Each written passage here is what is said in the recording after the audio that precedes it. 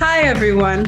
Welcome to People-Centered Innovation, Wrangle's podcast, where we talk to our friends about their careers, their industry, and how they keep their people and themselves top of mind in their work.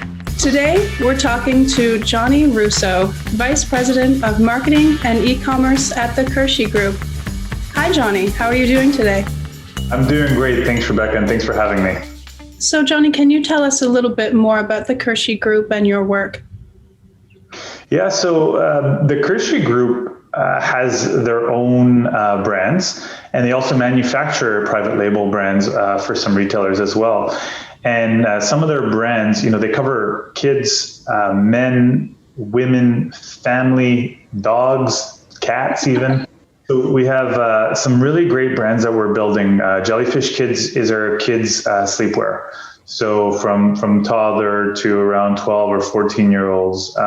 Then we have a family line called Jam and Jammies, which is really, it's a fun, a lifestyle pajama brand for the whole family. When you think of those selfie moments of a family on Christmas morning taking that picture, this is what you want to be in, opening those gifts. We have Fox and Badger, which is our men's sleepwear athleisure brand. And then we have Sleep Riot on the ladies' side, which is also sleepwear and athleisure. And then we also have a really large license division. So we do a lot of licensed sleepwear with, Disney, Marvel, Lucasfilms, Universal, Warner Brothers, the NHL, the NBA. So it's a really varied portfolio of licensed brands, and it's nice to be able to market and sell something like a Frozen. Especially with the movie that came out about a year ago, you have that opportunity to develop pajamas around that for children. We're in a really, thankfully, in a really good industry where sleepwear is still really strong and still much needed, obviously, as people grow out of their PJs or need new ones for various reasons, new births and so on. Absolutely. So how would you say that the pandemic has affected your business? Yeah, it's, I mentioned we're in a good industry, and I think with what's happening with the pandemic, it really solidified that yes, we are in a good, I know there's some apparel industries that have been hit hard, right? Especially with COVID, especially that for the most part, just like this, you're showing the top half of the body, right?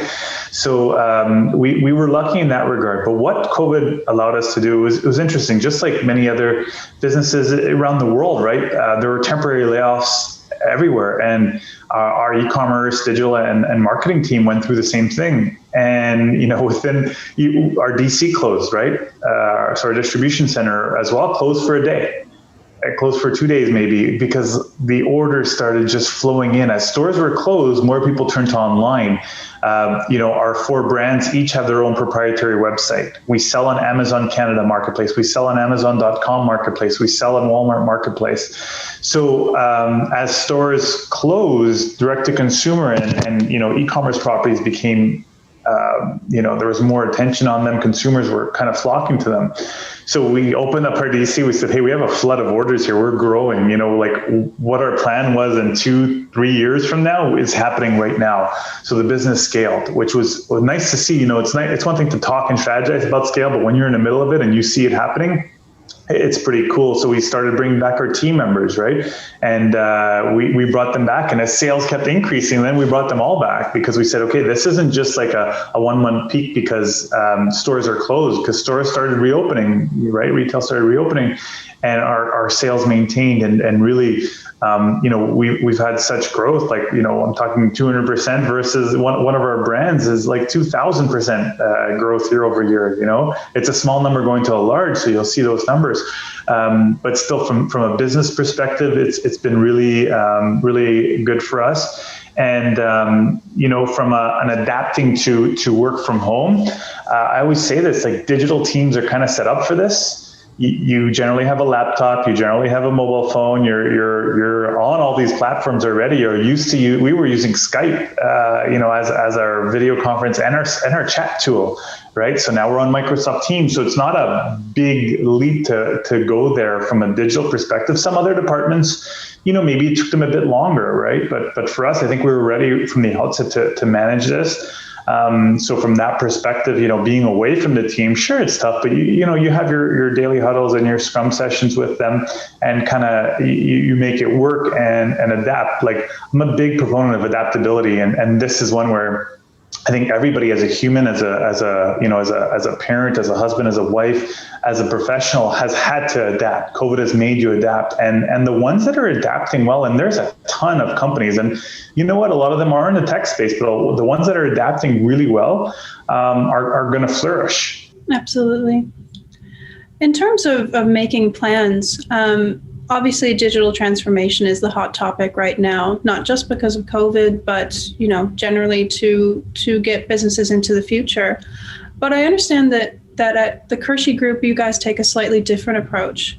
So can you explain what digital transformation means for you as a business, but also what it means for you personally as a leader?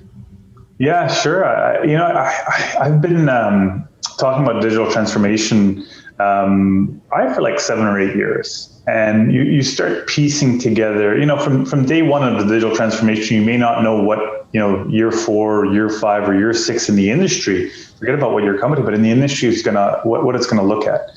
And, looking back on it, especially when I was at Marks, looking back and piecing it together, because, I've worked for mid retailers, I've worked for enterprise retailers, I've worked for small to mid wholesale and retail companies trying to get into direct to consumer.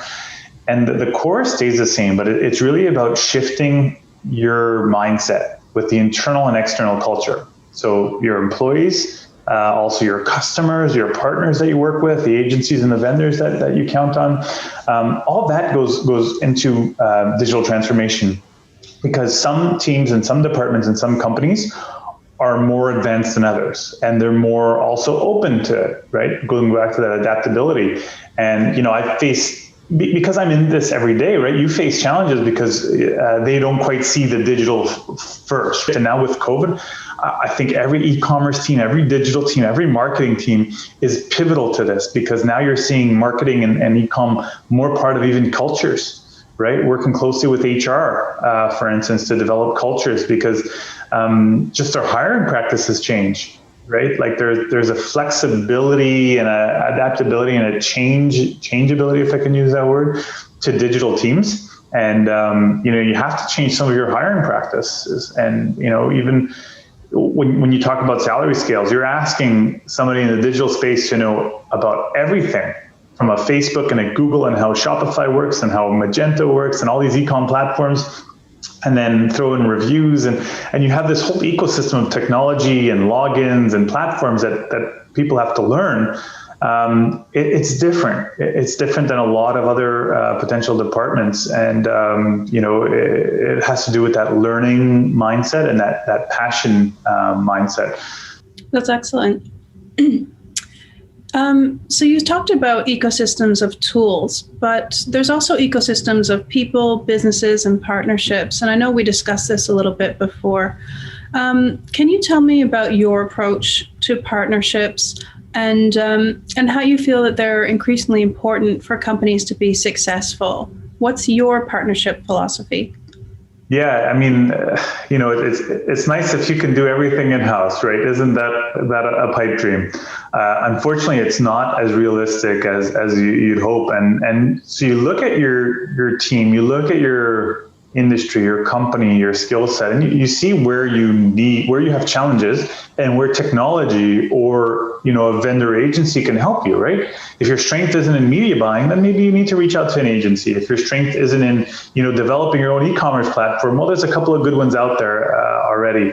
So I think that's really important to understand. And then moving into the difference between a vendor and an agency versus what a partner is. A vendor and agency is just a transaction. That's all it is. A partner to me is really, it's a win-win on both sides. Like there is not one, the company doesn't walk away feeling like they've won that deal and left, the vendor in the dust. but it's got to be a win-win. So, this is not just signing the contract and leaving and then coming back in a year to talk about the contract. Like, that's not a win-win for me, but it's everything in between. I've had instances where a company or a partner that we work with needed a reference call, within that day. And, I'm there for them. I'm absolutely there for them. But when I call them, they need to be responsive too. They need to respond within that hour, whether it's message or, voice, whatever that medium is. They need to really be a good partner. So for me, there's certain things from a core partner methodology that I do abide by. And it's really, they don't ask you to file a ticket. And so and I'm just saying, like, when it's a fire, right? When your site is crashed, when your product feed's not working, and you call them and they're like, well, you got to file a ticket for that. It's like, no, you're gonna fix that now. We'll file tickets for everything else that has to be done, all the little bugs that we need. But when it's a fire, we need action. I think some vendors, right? They'll leave a little cloudiness there and be like, we'll get back to you, and then they never get back to you. Like that to me is not a partner. But really, the most important thing about being a partner is a win-win, and so much so that you change it in your lexicon, right? You don't call them agencies and partners. Once you're your core partner, they're a partner. They're your team. You may pay them a monthly fee rather than a salary, but it doesn't matter. They're your team, and that's the most important thing. Right. And, that's something for us as well at Rangle, one team, one business model. Under normal circumstances, we're not working, necessarily remotely with our clients. Our teams will embed with their teams. They'll work out of their offices. And, it's a part of our service philosophy that we are going to be one team together. We're not just an agency, like you said, providing a service, helping you with your website or what have you. We're a strategic partner. We're there with you from day one to build your product, to build your service, to get you where you really need to go. Back to the question, in terms of doing it differently, I think it's just adapting to what I've built. But the 5 pillars for me have been now for a long time: people, partners, culture, education, and data and change management. I can go on days talking about this. It's a topic that I love dearly. Like sometimes when people say, well, what do you do? I'm like, well, I transform businesses digitally. And now, like, there are certain things that I'm thinking about, like from a mentorship or coaching perspective, and it's really like transforming people digitally too, right? Like helping them adapt in this industry so that they could win. So it's going back to people and businesses and so on. So I absolutely love this stuff. And if I'm hiring for my team, they better have a penchant for continuous learning. Like that is, and I try to get that out of the interview, right? By asking different types of questions and seeing where their mindset is. They need to be positive. And then there's really like an adaptability phase. And I try to get that through into the interview and looking at their careers or schooling if they're right out of school. But how comfortable are they with change? Do they change? Are they good to adapt? What happens when they go from one company to the next, or a class to the next, or a program to the next? Like, have they shifted that? And I try to understand, like, how long does it take them to get comfortable? What are their feelings? How self-aware are they about these challenges that they might have? So all that is kind of forms the people layer. In terms of a digital transformation, it's not just managing down to your teams, but there's also a piece of managing up. How do you work with C-level executives in your company or in companies you've worked in previously in order to make sure a digital transformation is a success? It's a really good point and really good question, because that's where a lot of leaders, managers, directors, VPs, whatever the title, in e-commerce get caught. And they get caught up because they have brilliant ideas, but they can't communicate them to someone who is just not on the same level as them, right? And there's a lot of successful presidents and senior, leaders that just aren't digital natives. Maybe their kids are now, but they are not, and that's why you're there. But if you can't communicate that message to them in a, I don't want to say layman's terms, because you want to really give them the meat and the details. But if you can't communicate that up and show data that tells a story, not just showing in an Excel sheet. And I find this is the issue, right? We'll send like beautiful pivot tables out in an Excel sheet and say, hey, boss, look at this. And they'll be like, what? So like I pay a lot of attention to how I say it and what I say. And I always say, let data tell your story. Data can tell many stories, right? And you have to really pinpoint and focus because you can take data and turn it a lot of ways, right? To suit your agenda. And I don't think that's right. You have to think about what the company needs and what's most important for them. Johnny, so you're in the process of writing a book. Can you share some details about it? Yeah, I mean, it's just one more of my crazy ideas. I'm a pretty driven individual, and but I have a craving for learning and helping, and that's become evident as my career has grown and progressed, and I've managed teams and people, and so many great and different personalities, and team is really important to me, past and present.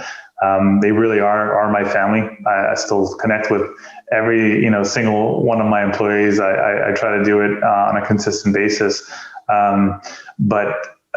So it's kind of, I want to give back in some ways. And, I also wanted to go back to my roots of writing. This would be a book to really help. I'd say the sweet spot would be managers, director level, like get above, like level up, or a specialist going to a manager or just leveling up. Could be for a CEO, but that's not who my target was. It was really because I know the struggle from getting to like specialist level to manager level to director level, from not managing anyone to managing 1 to 2 people to managing 4 to 5 to managing 20 plus to managing So I wanted to help them on that journey as I go, like, how can I give back to the world, to my community? And this is what I do, this is what I know, and this is what I love. So I said, let me piece that together in a book. And again, getting back to what I love to do, which is writing. Thank you so much, Johnny. If you'd like to hear more from Johnny Russo, you can check out his blog, johnnyrusso.com. That's JOHNNYRUSSO.com. If you'd like to see more from the Kersheh Group, please check out their website, thekershehgroup.com. That's TheKershehgroup.com. Thank you. We'll see you again soon. Thanks for listening to the first episode of People-Centered Innovation. We'll be back next week with another 20 minutes to make you think, spark conversations, and get you seeing tech in a broader way. Special thanks to my guest, Johnny Russo.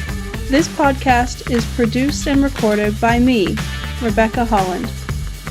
Our editor is Igor Vichikov, and our executive producer is Michelle Kwong Rutherford. Our theme music is provided by PremiumBeat.com. If you'd like to hear more from me and the Rangle team, please visit us at Rangle.io and check out Rangle.io/blog. We'll see you next time.